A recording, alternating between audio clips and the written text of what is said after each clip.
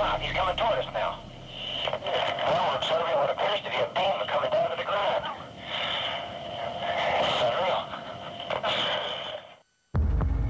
I tried to stop myself from looking at it. I had no control over my body. It engulfed me.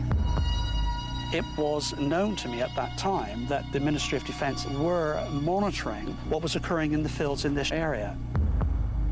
A small number of these UFO sightings may well relate to extraterrestrial activity. Extraterrestrial activity, out-of-body experiences, government cover-ups. The perfect mixture for a conspiracy theory. People have been seeing UFOs as far back as recorded time. Look at the Middle Ages, for instance. People were seeing things in the sky that they couldn't explain then, but they didn't see them as flying saucers or spaceships. In the 14th and 15th centuries, they interpreted them as flaming swords and shields because they didn't have a spaceship frame of reference to go into. Since the Second World War, the Ministry of Defence has repeatedly denied the existence of UFOs. However, Britain's very own Agent Mulder has spoken out and claims to have found the truth, or as close as he can get to it. When I joined the MOD and looked into the old UFO files, it became readily apparent that each year, for many, many years, there had been several hundred UFO sightings reported to the ministry. I have no doubt, personally, based on my official research and investigation at the ministry, that a small number of these UFO sightings may well relate to extraterrestrial activity. And I don't say that lightly. I say it on the basis of there being craft in our airspace capable of speeds and manoeuvres way beyond anything that we've got in our inventory. Nick Pope believes an incident that happened 20 years ago may well be the closest Britain has got to an alien encounter. The event is known as the Rendlesham Forest Incident. Although the pictures are reconstructed, the voices are real. There's no doubt about it. There's some type of strange flashing red light ahead. In the early hours of Boxing Day 1980, a strange light was seen over Rendlesham Forest in Suffolk.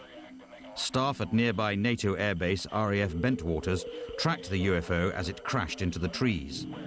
A patrol of American servicemen was sent to investigate. What is it? We don't know, sir. The Guard Patrol encountered a landed metallic craft. Hey, this is eerie. There were indentations on the forest floor. Strange. They ran a Geiger counter around these indentations. They found the levels of radiation were 10 times what they should have been for the area concerned. Only the military knew about the incident. The public knew nothing until 1983, when a former airbase security guard, who'd been on that eventful patrol, spoke to BBC News. This thing came down, the red light over it, and sat there maybe 2 seconds. It was just a ball of light in the air, maybe 20 feet off the ground, 30 feet, and it dispersed in a multitude of colors. And they all seemed to fall on top of this thing. And before our eyes, it's almost indescribable, but there was a craft, an alien spacecraft.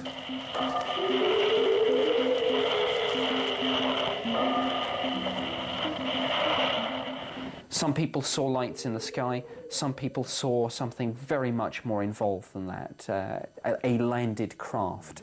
Now, I have no doubt that this is an absolutely extraordinary case. However, the Ministry of Defence takes a different line. It states the incident posed no significant threat and was therefore not worth investigating. But this still doesn't tell us what actually happened. Theories range from NATO manoeuvres to Martian intruders. UFO researcher Jenny Randalls has spent 20 years investigating the case. She believes she has uncovered the truth about that night. The Rendlesham Forest case is undoubtedly the most complex UFO investigation that I've ever been involved in. It's the most notorious and talked about incident in Britain. After World War II, a lot of covert radar-based experiments were set up here. During the 1970s, we know that they were some sort of an attempted experiment to perfect a super powerful radar system which sends very powerful beams of energy right out into space and bounces them back off the ionosphere. Unfortunately, what was discovered as a side effect of that kind of research was that these beams caused odd things to happen in the atmosphere. They caused the atmosphere to glow because they created plasma effects in and around them. They created all kinds of severe physiological effects on people who got too close to them. Weird. The odds are pretty high that one of these experiments was underway at the time when this particular incident occurred, and these people just happened to get trapped within the energy field. I suspect a degree of cover-up was mounted to try and obscure the uncomfortable consequences of admitting the kind of research that was going on there. But Nick Pope is adamant this incident was not a military experiment, but one that had all the hallmarks of a UFO. Some 2 weeks after the incident, a report was made by the United States Air Force to the British Ministry of Defence, describing this in terms of a UFO incident. The government and the military are not in the business of telling lies to people. So the book on Britain's closest encounter of the third kind remains well and truly closed.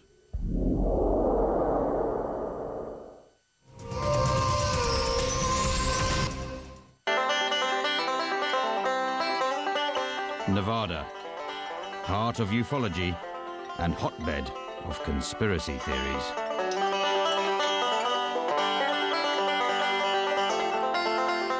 Groom Lake, 80 miles northwest of Las Vegas. Many conspiracy theorists believe not only does the government know about aliens, it works alongside them at this military complex. Better known as Area 51, the base covers 4,000 square miles and is patrolled by armed guards with a license to kill. Public access is strictly forbidden.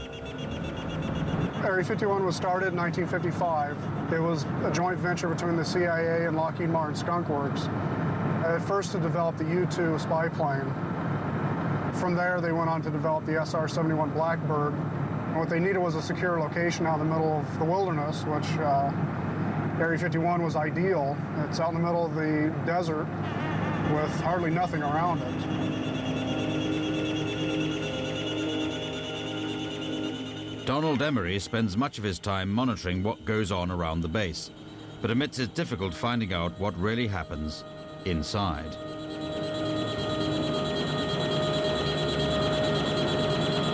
It actually took them 40 years to actually claim that there was a site out there. It was 1995 when they actually said that there's an operating facility near Groom Lake. And of course, for now, that's the only thing they've ever said. Although the Area 51 base is not named on any map, it does show up on this Russian satellite photograph. Because of all the secrecy, people come up with all kinds of ideas of what they're doing out there, simply because we don't know. Some people speculate that there's actually some kind of trading agreement going on where the aliens actually traded saucers or technologies to the Americans. In 1996, a man spoke to the BBC who claims to have worked inside Area 51. Better still, he claims to have been inside an alien craft. The emotions, the feeling that I felt inside when I first entered the craft are quite different from what you'd expect. It's a very ominous feeling, a feeling as if you shouldn't be there. I know that sounds kind of corny, but that is truly how I felt. Electronics engineer Bob Lazar told the BBC he'd joined a highly secretive team whose job it was to duplicate and remake the engines of alien craft stored at Area 51. The propulsion system is quite exotic. It's a gravity propulsion system. There's no propeller, there's no jet exhaust, there's no obvious mode of propulsion. The first time I saw the disc fly, it lifted virtually silently off the ground. We're looking at something about 52 feet in diameter, just hovering silently in the air. It drifted over to the left, to the right, and then set back down. Pretty uneventful test, but it was quite impressive. Lazar claimed that he worked not only Area 51, he said he was transferred to another location south of Area 51 called S4. And he said inside the mountain there, which is totally concealed, that's actually where they back engineer alien spacecraft. Supposedly there's alien bodies there. Now, I'm not, again, going to discredit that claim because I can't prove that it's not true. But to what we've come up with, our research done, it merely looks like an advanced aircraft design and energy weapon test facility. No aliens, UFOs. They will make up reports to misbelieve, misdirect people in other thinking.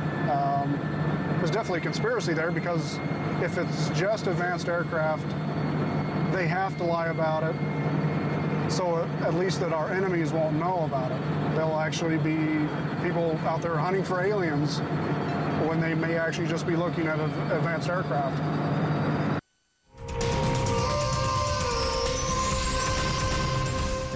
Oliver's Castle, Wiltshire, 1989. There's a couple of lights down there somewhere. This controversial film appears to show strange objects hovering above a cornfield.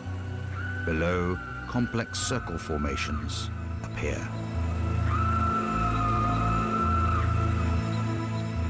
Retired electrical engineer Colin Andrews is now a self-styled crop circle investigator. He believes they can't be explained away as a force of nature. There are features which we can't easily account for. Plants that are changed at the cellular anatomic level, bent where they shouldn't be bent, plants that are subtle when they shouldn't be, plants that bend and should break but do not. So, is this the footprint of extraterrestrial life? They signify something. There's information encoded in them. And the circle in itself is a universal symbol, very important symbol, signifies everything. So have intelligent life forms travelled millions of miles to trample on corn? There is, of course, another explanation. We always work pretty much in the dead of night. And we enter into the field very, very carefully and very, very stealthily. We use the tractor lines to walk up to the field. We don't step across virgin crop. We don't leave trails. Using nothing more than a measuring tape and a plank of wood or stalk stomper, the hoaxers set about their work. We work very tightly to diagrams which are obviously worked up beforehand, and something called a construction sequence, which is kind of key to making sure that everybody's in the right place at the right time. There's definitely a symbiotic relationship between ourselves as the suppliers of the phenomena and those that have a demand, that need the phenomena. Sometimes their need is a very casual one as a visitor or tourist to this region, and in other cases their need is a very intense one, and it's one that revolves around beliefs and conspiracies about where the circles originate from. But in either case, we fulfil that need, really, in our own way. In summer 2000, there were over 120 reported circles in southern England, most put down to hoaxes. I think what we're looking at is approximately 80% or so of the patterns that are appearing around the English countryside are man-made. I don't think there's any question that 10-15% or so is a real phenomenon. But, as the conspiracy theorist would have us believe, not only are aliens leaving evidence in our crops, they're also leaving their mark on our animals. Since the 1960s, specifically in America, farmers and people living in rural areas have begun to find animals that have been killed. They've had parts of their body, ears, rectums, vaginas, other soft tissue parts that have been carefully and surgically removed. In every state in the United States and every province in Canada, just if you took North America, over 40-some years, you're in thousands. Intrigued by the mystery, investigative reporter Linda Moulton-Howe has spent the past 20 years trying to find out who is responsible for these disturbing animal deaths. I have talked with ranchers where they've had mutilations. They know what predation is. They know what disease is. And in some cases, they've had satanic cults take animals and plunge knives into them. This is not like this. These are all so neat and so pristine and so perfect, and that's what spooks people. For more than 5 years, Utah rancher Eli Warnick has had 14 cattle from his herd mutilated. He firmly believes there's a paranormal explanation. It's just a completely different deal, and people that think it's predators is not, they're just not living in the real world. They haven't seen enough to know what they're talking about. I think these cattle are immobilized, they're picked up, removed from our property. This operation is done somewhere else, and I think these cattle are brought back and left on site. In many cases, farmers report seeing mysterious beams of light flying around mutilation sites. Evidence of extraterrestrials, according to this eyewitness in Texas. I saw this big black cow laying down with its mouth, and I said, my God, they got a cow. But what are they doing to it? Within 1 month of the very first phone calls, conversations with sheriffs, with ranchers, fellow journalists who had been in the story, what I was hearing was, I won't talk to you in front of the camera, but this is what I know. They confirm, at least from their firsthand knowledge point of view, that the government of the United States has known since the mid-1950s that what they call extraterrestrial biological entities are interacting with our planet, and that the unusual deaths are the target of this non-human intelligence. And so a scenario common to all conspiracy theories pops up. People claim that the governments, the American government in particular, turn a blind eye to what's going on out in the prairies. This is possibly the conspiracy theory taken to its highest degree, because there's no evidence whatsoever at all for this. Yet again, it allows people to look at the authority figure, the government, and to say, you know what's going on, but you won't tell us.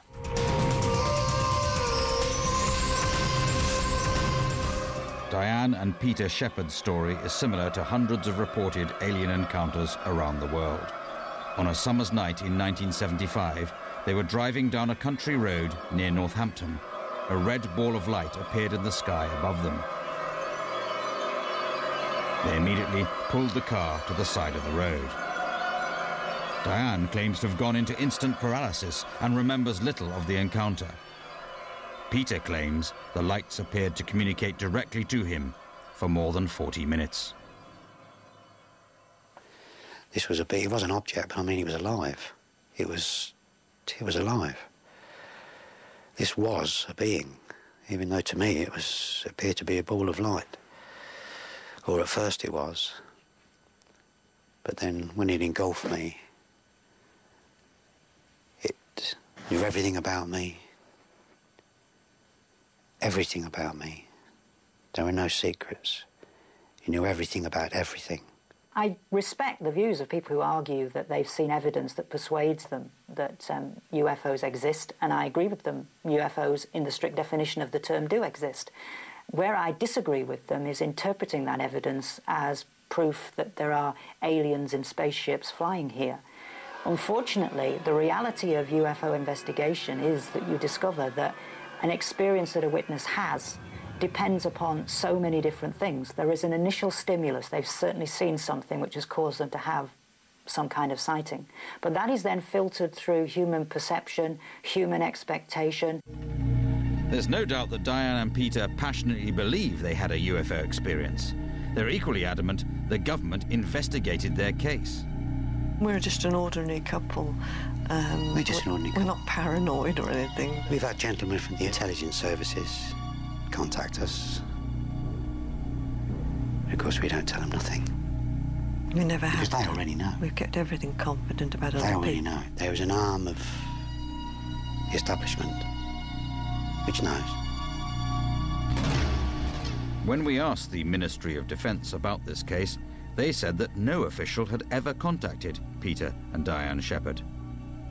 Is it any wonder, with such conflicting accounts, conspiracy theories thrive? One thing that I am very sure about is the issue of whether there is any cover-up with regard to the UFO issue. And I can say, as somebody who has now been a civil servant in the Ministry of Defence for 15 years, 3 years of which were actually spent on the UFO desk, handling this data day by day, there is no cover-up, there is no conspiracy.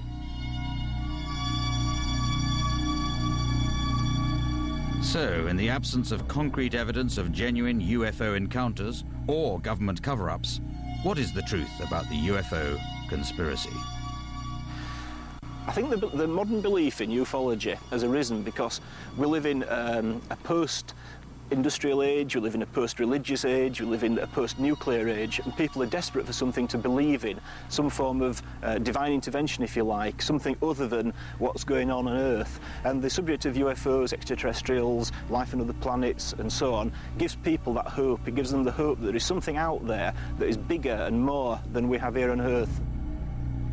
It's worth noting that for more than 40 years, scientists have been beaming messages out into the galaxy in the hope of attracting an intelligent answer. As yet, no one has picked up the phone.